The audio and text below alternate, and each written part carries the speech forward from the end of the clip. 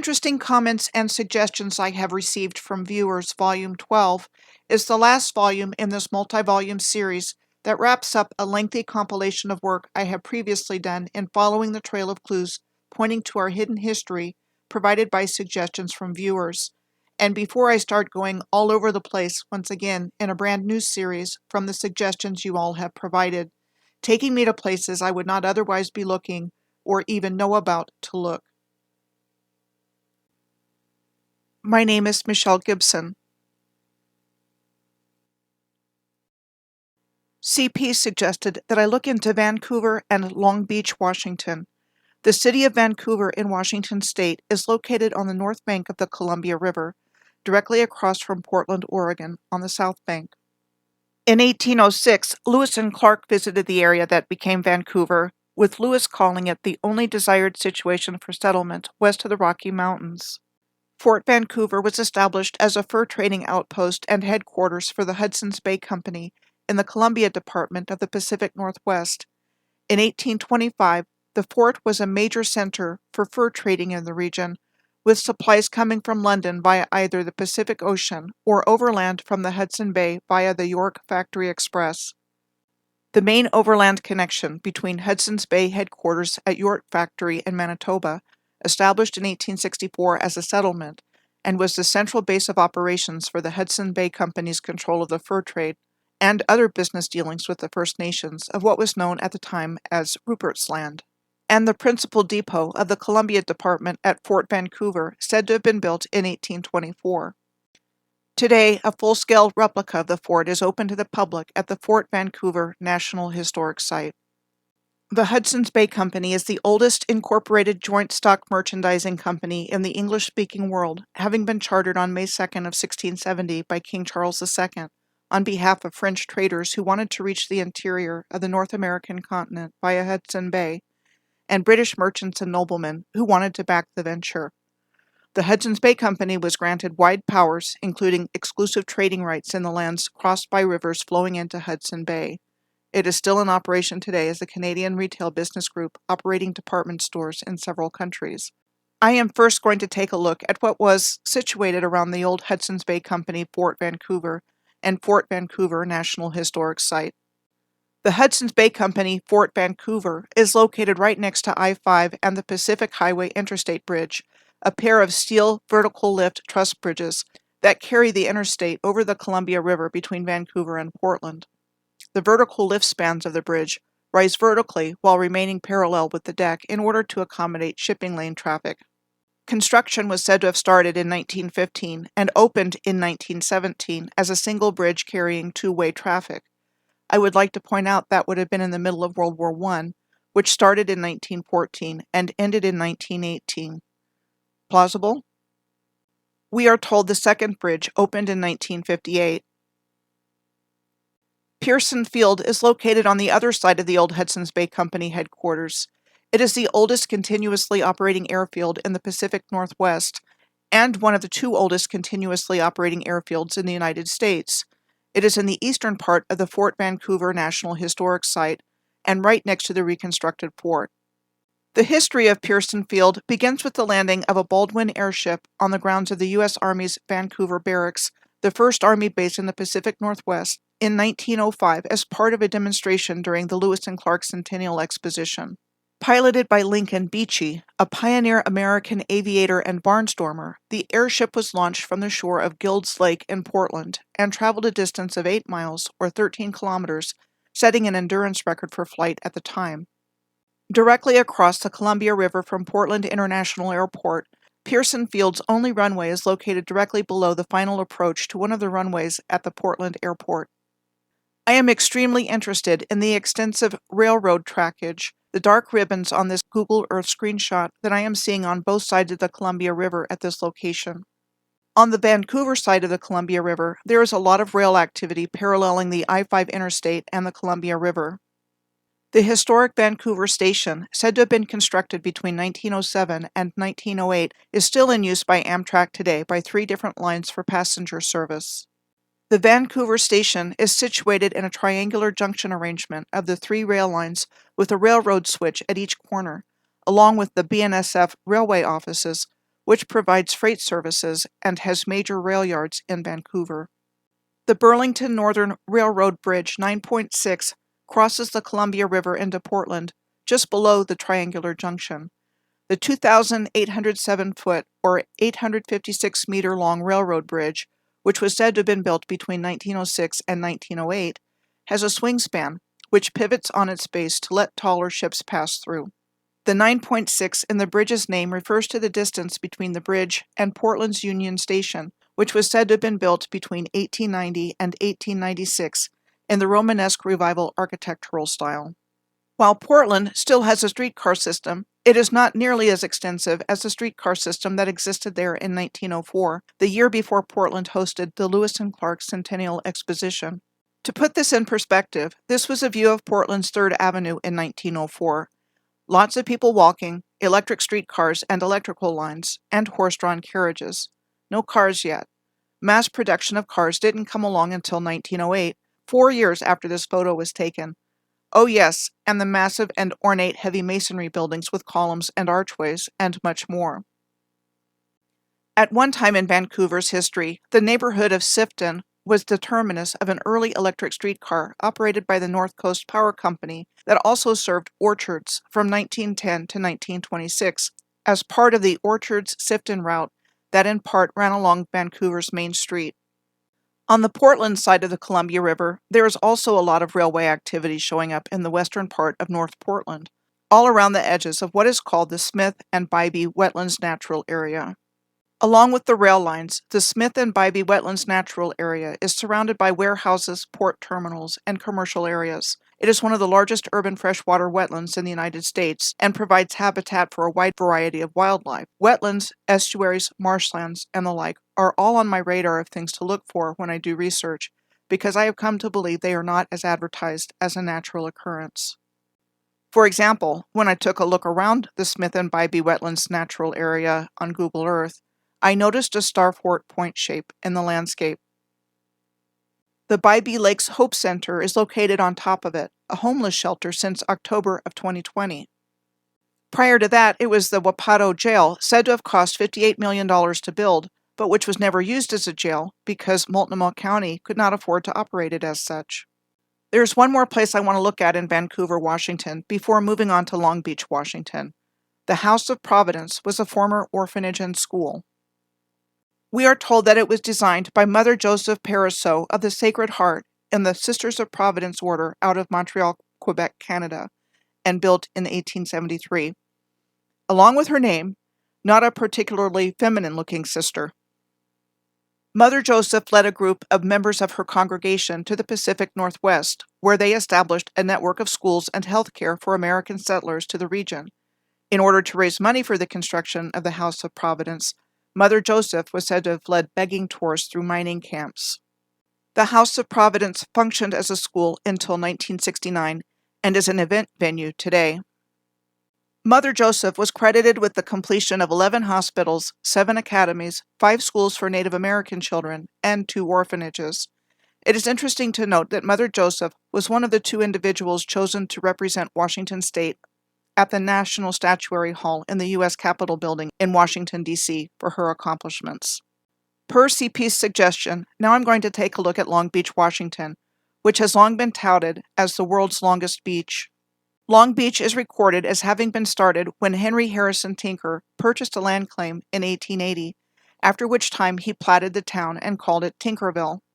Between 1888 and 1930, the Ilwaco Railway and Navigation Company, a narrow-gauge railway, ran up the whole Long Beach Peninsula. Between the advent of the automobile and financial difficulties, the railroad was abandoned by its owners on July 12 of 1930.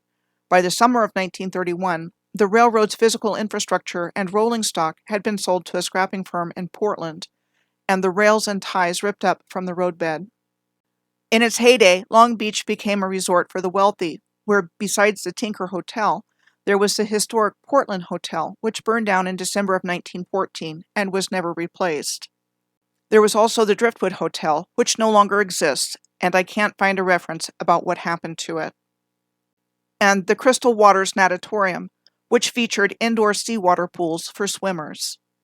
You can still see one of the world's largest frying pans in Long Beach, an attraction there since the early 1940s. Ledbetter Point State Park is at the tip of Long Beach Peninsula and is a nature preserve and public recreation area. Ledbetter Farms is a private resort and is located just outside of Ledbetter Point State Park.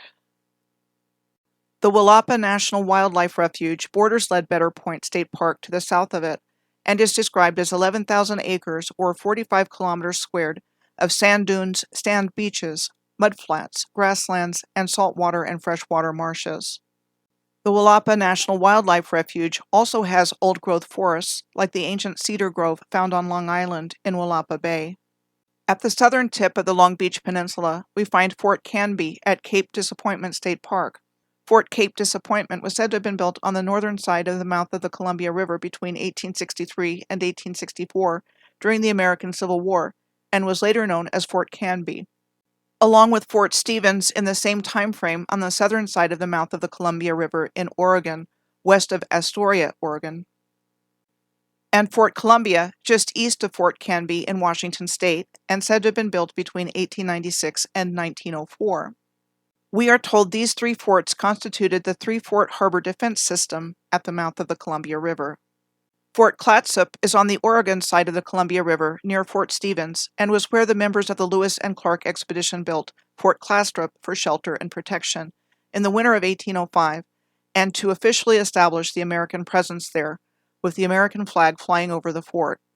I looked on Google Earth to see if I could detect the remnants of a star fort on the grounds of the Fort Clatsop National Monument, which, if one was there, the remnants of it are most likely covered by trees.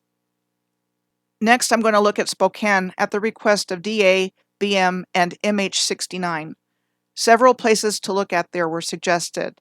I'm going to start at the Joe Albee Stadium, a former outdoor athletic stadium that was primarily used for high school football and is currently in the process of being demolished. A middle school is planned for the former stadium site. This is what we are told about it. It is located on part of what was the U.S. Army's Baxter General Hospital, a very large hospital facility which was said to have been built starting in 1942 to accommodate the expected need for military hospital services for all branches of the military, and grew to have 400 buildings and become a self-contained community. By the end of 1945, however, the hospital was closed, leaving the city of Spokane with having to do something with the location, and during which time most of the buildings and equipment were sold to outside interests and removed. Part of the location became a Veterans Affairs hospital, and part of it was used to construct the new stadium. Taking only 4 months to build, the stadium opened as the Spokane Memorial Stadium for high school football games. The stadium was renamed in 1962 for Joe Albee, an attorney and civic leader in Spokane, who had led the fundraising effort for the construction of the stadium. It was in use as a sporting and concert venue over the years, with its seating capacity of 28,646, until it was permanently closed in January of 2022. The old flour mill in Spokane was said to have been built in 1895, and one of a series of mills that were built along the Spokane River Falls, and described as a physical reminder of the importance of water power in Spokane's history. It didn't become operational apparently until 1900, for the given reason that the property had become the subject of an international lawsuit because of issues arising from the way it had been financed. The old flour mill was closed in 1970, renovated and reopened in 1973 as the office, retail, restaurant space it is today. The historic Davenport Hotel is still the grandest hotel in Spokane. It is a luxury hotel in downtown Spokane. The Davenport Hotel was said to have been commissioned by a group of Spokane citizens headed by Louis Davenport, the hotel's first proprietor. The architect who was given credit for designing the building was Kirtland Kelsey Cutter, and it was said to have been built in 1914. Notable features included the first hotel air conditioning in the United States, a central vacuum system, and a pipe organ. In 1985, the Davenport Hotel was closed, and the demolition of the grand building was considered. However, a local property developer bought the building in 2000 and restored the Davenport to its former grandeur, and it reopened as a hotel in September of 2002. The Patsy Clark Mansion in Spokane was also attributed to the architect Kirtland Kelsey Cutter, circa 1897-1898, having been hired by mining millionaire Patsy Clark to replace his mansion that had been burned down in the Great Fire of Spokane in 1889.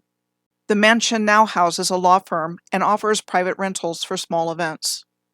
The Spokesman Review Tower in Spokane was said to have been built starting in March of 1890 and completed the following year, and became the home of the Spokane Falls Review newspaper.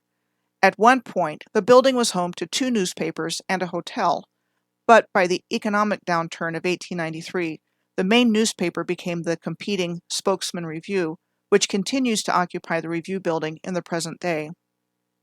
Monito Park in Spokane was established around 1904, with the Olmsted brothers credited with the landscaping in 1913 as part of their plan for landscaping Spokane's parks. There was a zoo at Monito Park until 1932, when it was said to have closed down due to funding issues created by the Great Depression. Monito Park contains such attractions as Duncan Garden, said to have been designed and built in 1913 as a European-style garden with a large granite fountain, the Geyser Conservatory, a greenhouse which has one wing housing desert plants and the other tropical plants, and Japanese gardens.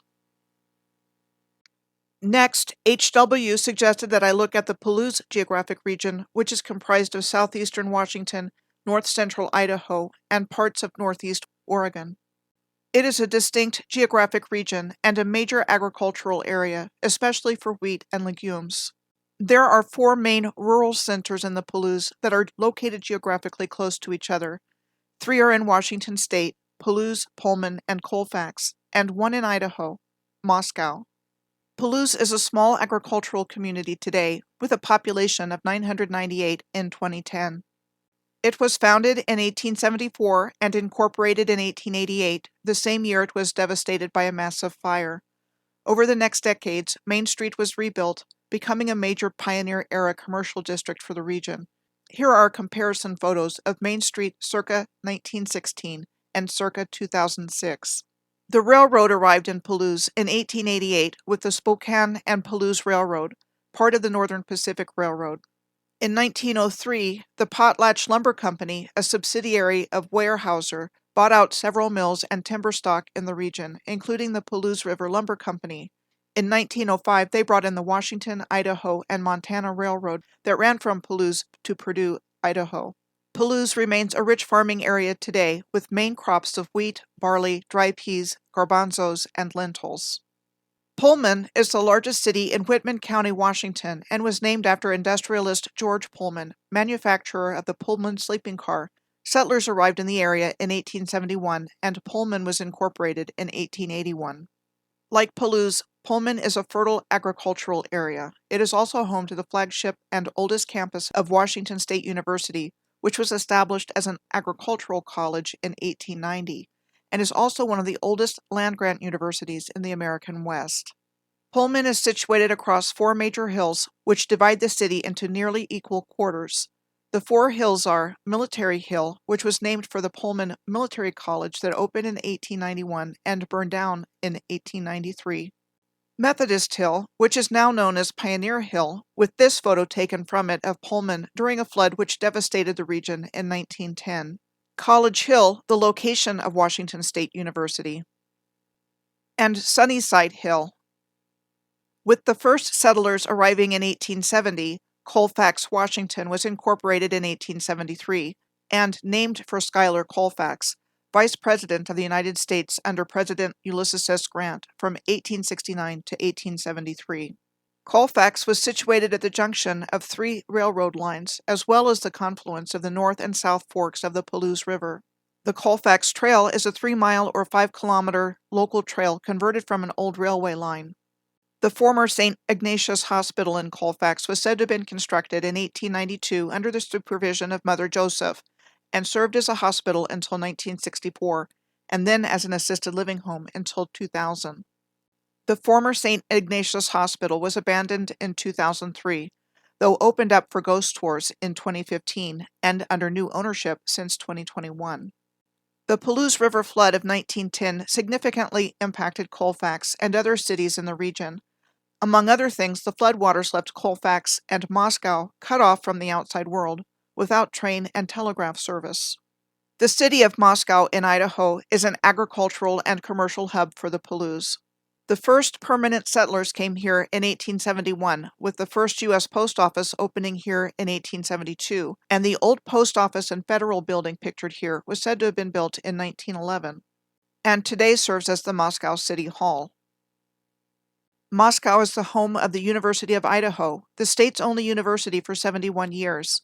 The east-facing administration building on campus was said to have been built between 1907 and 1909 to replace the original administration building, which was said to have been built in 1899 and destroyed by fire in 1906. There's much more to find here in the Palouse, but there are two more places I'm going to look at in Washington state. MB brought Snoqualmie Falls and the Ballard Locks to my attention. First, Snoqualmie Falls. MB indicated that the Snoqualmie Falls are 100 feet or 30 meters higher than Niagara Falls. MB said there was an incredible underground, built-in-the-bedrock power plant under Snoqualmie Falls. He said he was inside it back around Y2K and said it had an ancient feeling, but all the electronics were either updated or being updated. This is what we are told about it.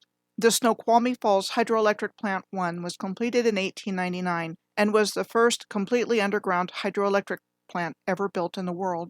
The story is that Seattle engineer Charles Baker envisioned the hydroelectric plant when he passed by the Snoqualmie Falls on the Seattle Lakeshore and Eastern Railway routinely during his work.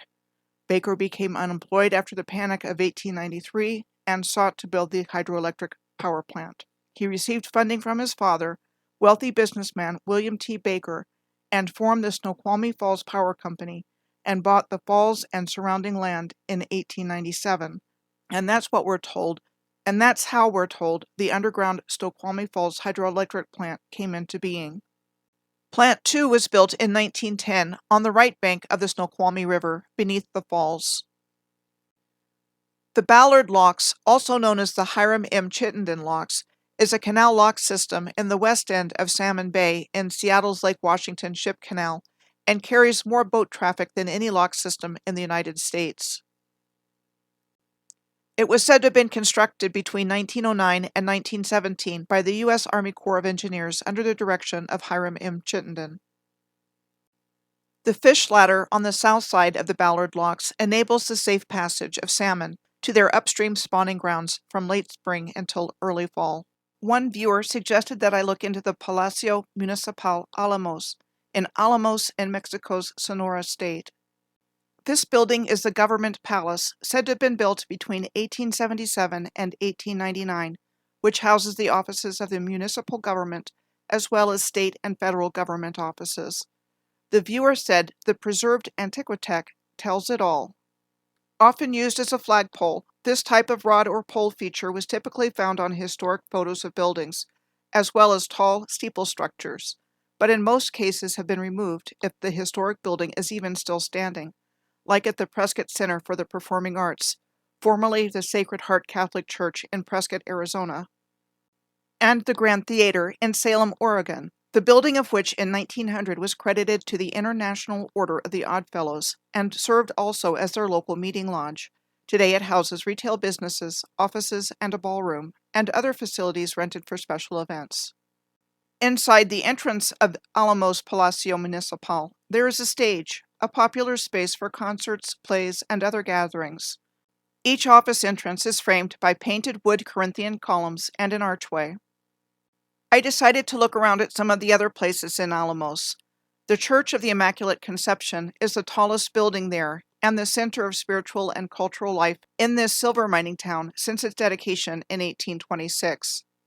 The church and tower is framed by the archway of the Moorish kiosk in the center of the main square of Alamos. There is also a Moorish kiosk in Hermosillo, the capital of Mexico's Sonora state, said to have been brought from Florence, Italy, to the Plaza Zaragoza in the early 1900s and located between the Hermosillo Cathedral on one side and the Hermosillo Municipal Building on the other. The best-known Moorish kiosk in Mexico is in the Alameda Park in the center of the Colonia neighborhood in Mexico City.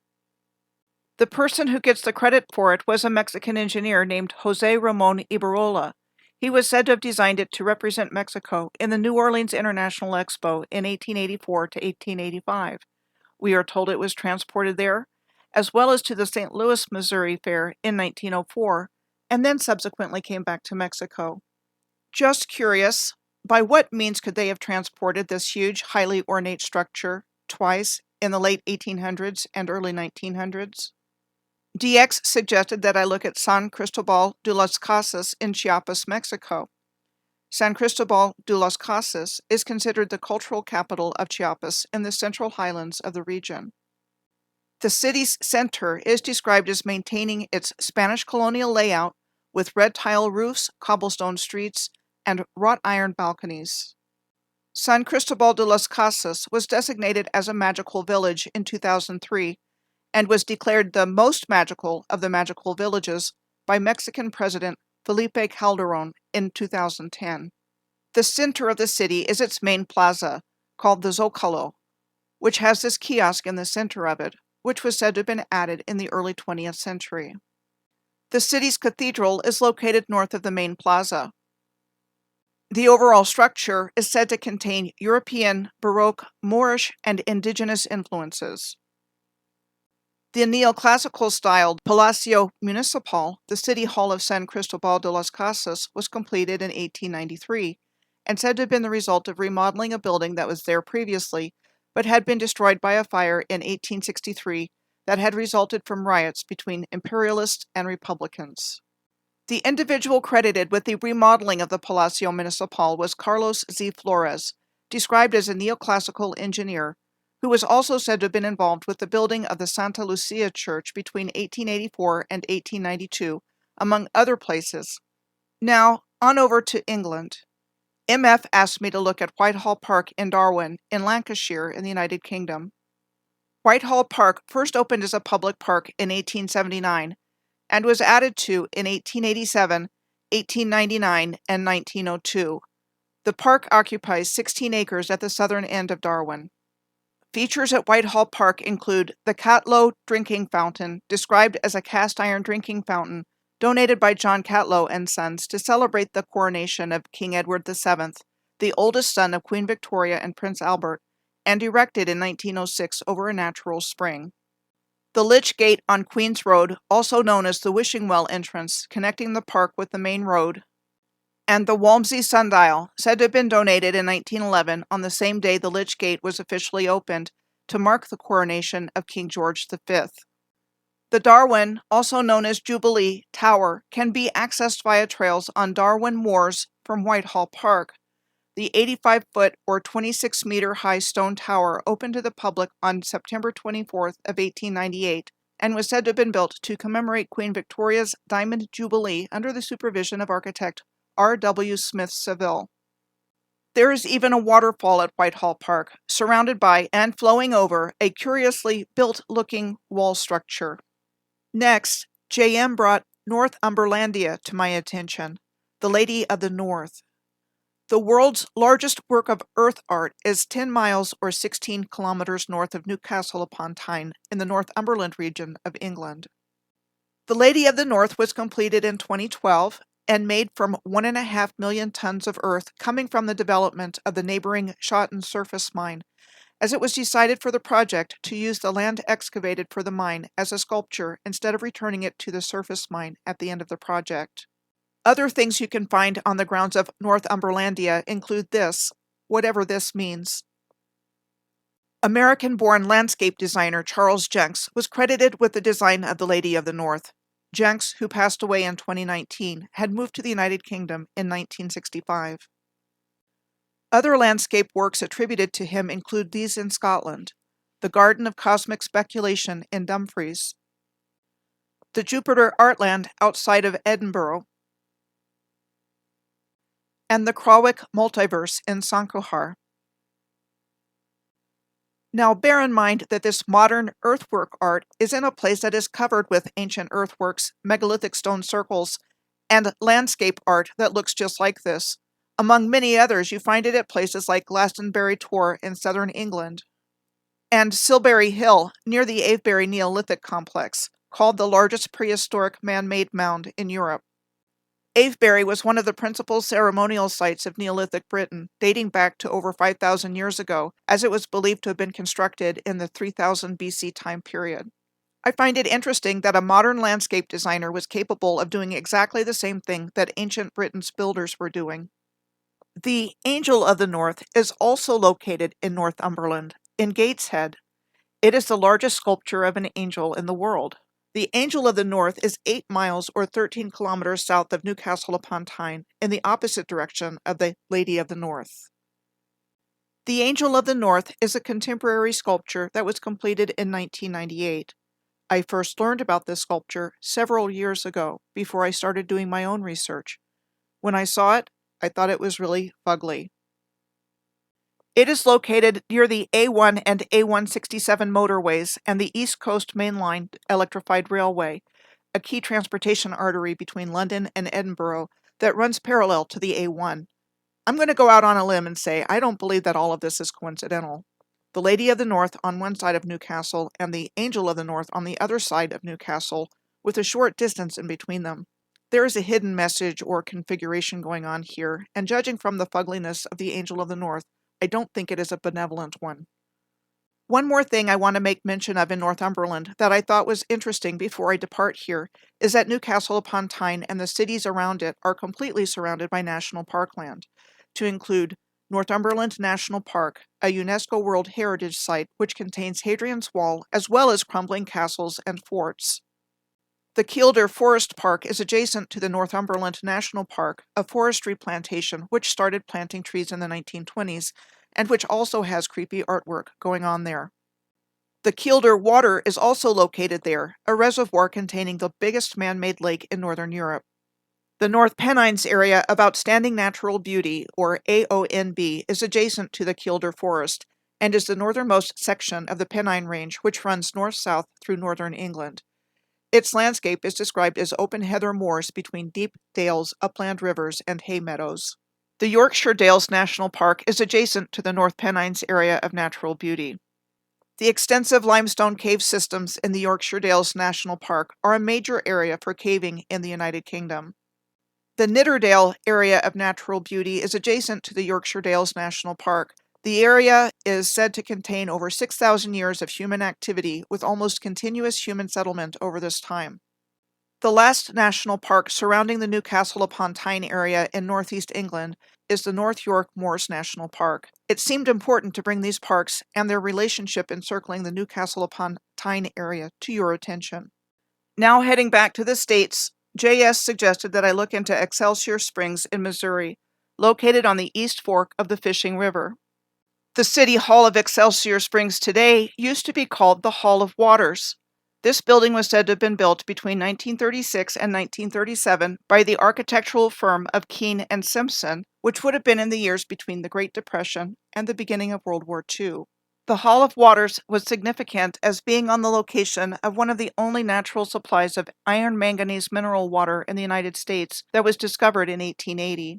The Regent Spring was said to have been discovered in 1881, a second iron manganese spring in the area. Here's what we are told about the Regent Spring. The waters of the Regent Spring were one of the 4 spring waters bottled by the Excelsior Springs Bottling Company, and was considered to be the strongest iron manganese spring water in the world.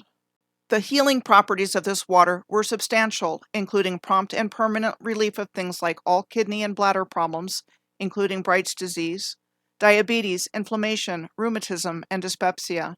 Long story short, by 1935, the well at the spring had been capped after having been piped, along with that of 9 other private wells, into the Hall of Waters, and the wooden pavilion at the Regent Spring was demolished. Altogether, 4 different types of mineral water were found in downtown Excelsior Springs, with more varieties than anywhere on Earth. From the discovery of the springs starting in 1881, Excelsior Springs was said to have quickly become the largest health resort in the state, with the town having electricity, a good sewer system, and fine hotels. The Elm Hotel, illustrated in this postcard, was said to have opened in 1912, and is still in operation as the Elms Hotel and Spa today. Other fine lodging places in Excelsior Springs, like the Hotel Castle Rock and the Chadwick Hotel, are long gone. R.W. suggested that I look at Mount Inga in Texas, saying that it seems a strange hillock in the middle of a flat plain. almost like it doesn't belong or is concealing something. Mount Inga is described as a volcanic plug of Uvalde phonolite basalt. Some very interesting things popped up immediately around Mount Inga. Mount Inga is a land feature found at the Fort Inga, Uvalde County Park in Texas. Fort Inga was said to have been first established as a base for U.S. Army troops in March of 1849 to protect the mail route from Indian raids on the San Antonio-El Paso Road. The foundation is all that remains of a limestone building that was said to have been the fort's hospital. Fort Inga was closed as a military garrison in March of 1869. The location opened as a county park in 1961. 4 groups of springs are found along the Leona River in a 9-mile or 14.5-kilometer long stretch south of the city of Uvalde, known collectively as Leona Springs. At one time, found at higher elevations, now the springs are nearly all beneath the surface of the Leona River. One group of the Leona Springs is located in the Fort Inga Uvalde County Park, where there is what is described as an old irrigation reservoir, a popular spot for fishing and picnicking.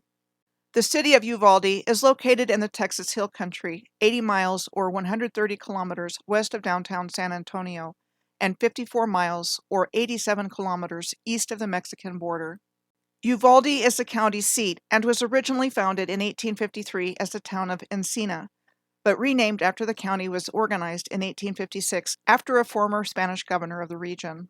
Uvalde was a stop on the San Antonio, Uvalde, and Gulf Railroad, which operated from 1909 to 1956, when the railroad merged into the Missouri Pacific Railroad. The Grand Opera House in Uvalde, known as the Janie Slaughter Briscoe Grand Opera House, the oldest functioning theater in the state of Texas, it was said to have been built in 1891, and one of Southwest Texas's premier locations for plays, musicals, and cultural performances. Next, SS asked me to look at Williams Lake in British Columbia. Williams Lake is the second largest city in what is known as the Cariboo, after the city of Kano. The Cariboo region is the central interior of British Columbia and named after the caribou that were once abundant in the region. While the story of Williams Lake was said to have begun thousands of years ago by the First Nations people here, the outside settlement of the area started in 1860 with the Cariboo Gold Rush. The Cariboo Gold Rush started in 1858 when gold was discovered at Hills Bar. Hills Bar was adjacent to Fort Yale on the Fraser River, founded in 1848 by the Hudson's Bay Company, and today is the inhabited town of Yale. At the time Williams Lake was being settled and organized, there were 2 pack trails leading to the gold mines that met in Williams Lake, which became the center of local government. In addition to the courthouse and jail, a roadhouse was established for the huge pack trains and freight wagon convoys that serviced the mining operations. After the Cariboo Gold Rush days, Williams Lake was said to have been reborn in 1919 with the construction of the Pacific Great Eastern Railway. The Roman Catholic Church established the St. Joseph's Mission halfway between Williams Lake and the roadhouse in July of 1867, and in 1891 it opened as a St. Joseph's School and Indian Residential School. Over the 90 years it operated, St. Joseph's became one of the most notorious of the Indian residential schools in Canada. In 2013, Orange Shirt Day was established as a memorial to the victims of the Canadian residential school system that is observed nationally on September 30th every year. Next, RS suggested that I check out the Wickford Stone in Rhode Island. Originally known as the Narragansett Runestone, it is inscribed with 2 rows of rune symbols. Here's what we are told. The runestone was originally in Narragansett Bay, but in 2012, the 2.5-ton runestone was stolen. In April of 2013, the state attorney general announced that the runestone was recovered after someone came forward with information, and it was taken to the University of Rhode Island School of Oceanography for testing, which never took place apparently for fear of damaging the stone. Then in October of 2015, the runestone was moved to Wickford for long-term public viewing. RS also mentioned the Great Swamp Obelisk in West Kingston, Rhode Island, saying it is a huge granite obelisk in the middle of nowhere in the woods. Called the Great Swamp Fight Monument, it is said to be a memorial to a battle that took place during King Philip's War in the winter of 1675 between early English settlers and the Wampanoag people of the region. Metacomet, also known as Philip, the Sachem, or ruler of the Wampanoag, with growing tensions between the settlers and the people native to the region, was angered with the violation by the English of treaties and agreements, and built a coalition of various native tribes in what became New England. The Narragansett tribe was seeking to remain neutral, and while the Sachem Conanchet pledged to remain neutral on one hand, did not respond to demands to turn over any of the Wampanoag people sheltering in the Great Swamp, including non-combatants. This was used as a justification by the Puritan forces of the Confederacy of New England to strike a fort of the neutral Narragansett in the middle of the swamp. Ultimately, on December 19th of 1675, colonial forces marched from Smith's Castle in Kingston and attacked the over 1,000 Narragansett at the fort in the Great Swamp, and were crushed in that one day by the united forces of the Massachusetts, Connecticut, and Plymouth colonies. Next, ERT asked me to look at Paterson, New Jersey, where she saw what looked to be a citywide system of castle walls, moats, and obelisk structures that look like chimneys. In 1791, the first Secretary of the Treasury, Alexander Hamilton, helped found the Society for Establishing Useful Manufactures, which was said to have been established to harness the Great Falls of the Passaic River in order to secure American independence from British manufacturers. The Society in turn founded Paterson in 1791, the cradle of the Industrial Revolution in America. The 77-foot or 24-meter high falls and a system of water raceways that harnessed the falls' power for the mills in the area until 1914. There were dozens of mill buildings and other factories associated with textiles, firearms, silk, and the manufacture of railroad locomotives. There were numerous breweries in Paterson, including the Hinchliffe Brewing and Malting Company. Founded in 1861, this brewery produced 75,000 barrels of beer per year until it was closed in 1920 due to Prohibition. This is all that remains of the Hinchliffe Brewery, what was once described as a state-of-the-art facility at 63 Governor Street, right next to the railroad tracks. The Hinchliffe Stadium sits above the Great Falls of the Passaic River. It is a 10,000-seat stadium said to have been built between 1931 and 1932 and used as a sports and auto racing venue. Left derelict for many years, the Hinchliffe Stadium has a $94 million restoration project currently underway. Next, SC requested that I look into his hometown of Plano, Illinois, located in Kendall County, near Chicago. The foundation of the city's development was said to start with the production of the Marsh Harvester in the early 1860s. The Marsh Harvester was a reaper and a hand binder, on which two men rode and bound sheaves by hand. The Marsh Harvester led to the establishment of the Plano Manufacturing Company in 1863. The Plano Manufacturing Company was one of 5 companies that were combined as part of a merger arranged in 1902 by J.P. Morgan to form the International Harvester Company. The 4 other companies were the McCormick Harvesting Machine Company, the Deering Harvesting Company, the Champion Line, and the Milwaukee Harvester Company. The Plano Molding Company is headquartered in Plano and manufactures fishing tackle boxes, plastic containers, storage units, and caboodle cosmetic cases. An agricultural city, Plano is situated along a major trade route and rail artery. The Plano Hotel is one of the oldest buildings in Plano and was said to have been built in 1868 in the Italianate architectural style in the downtown commercial district at the corner of Main and West Streets. I found a reference saying the historic building sat vacant for many years and was purchased in 2018 for renovation into either luxury apartments or office space. Now I'm going to take a look at the American Swedish Institute in Minneapolis, Minnesota, at the request of MJW. The American Swedish Institute is a museum and cultural center dedicated to the historic role that Sweden and Swedish Americans have played in American history. It is housed in what is described as a turn-of-the-century mansion that was built for Swedish immigrants Swan and Christina Tumblad. Swan Tumblad immigrated with his family to southern Minnesota in 1868 at the age of 8. His parents were farmers, and in a rags-to-riches story, Swan left the family farm for Minneapolis in 1879 and entered the newspaper business as a typesetter for several Swedish-language newspapers. He eventually became the publisher and sole owner of one of them, and from which he became very wealthy.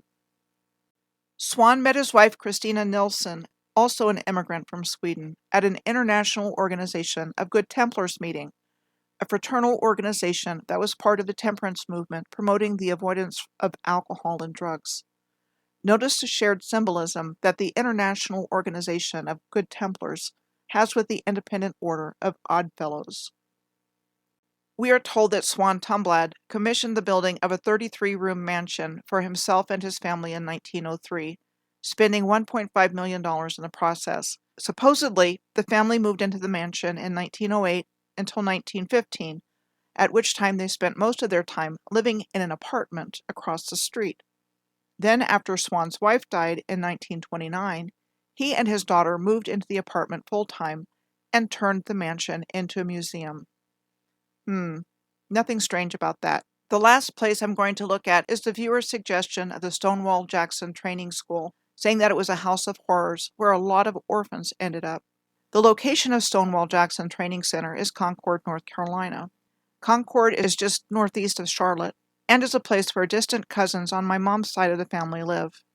I can remember hearing the very noisy Concord Motor Speedway near my great-aunt Eileen's house when my parents would visit there when I was growing up. The Concord Motor Speedway was closed in 2019 and had the world's fastest half-mile tri-oval. The Stonewall Jackson Training Center was established in 1907 and opened in 1909 as the state's first juvenile detention center. Of the original 800-acre campus, 5 buildings on 58 acres are still in use today as a youth development center and a juvenile detention center. The Stonewall Jackson Training School Historic District is located on the National Register of Historic Places, and the designation includes 50 buildings on 71 acres. Interesting to note that these historic buildings are in a derelict state. The school was said to have been established to provide a place for troubled white youths separate from the adult prison population, and were generally incarcerated for minor scrapes with the law, including school truancy. In 1948, the state of North Carolina established a eugenics program at the school, and for the given reason of limiting feeble-mindedness and improving the population, it was the site of the sterilization of 6 teenage boys that are on the record. North Carolina was one of the last states to perform sterilizations on people under state care. I am starting a brand new series called All Over the Place via Your Suggestions, where I will continue to research your suggestions and follow all the many clues pointing to our hidden history that are all around us and hidden in plain sight. I am also continuing to work on my Who is Represented in the National Statuary Hall series, with my research on Part 6 of this series close to completion. I was motivated to look into the National Statuary Hall in part because of finding historical characters like Mother Joseph Pariseau, featured in this video in Vancouver, Washington, that struck me as odd that they would even be in there, and I consider it the gift that keeps on giving as far as our hidden history is concerned.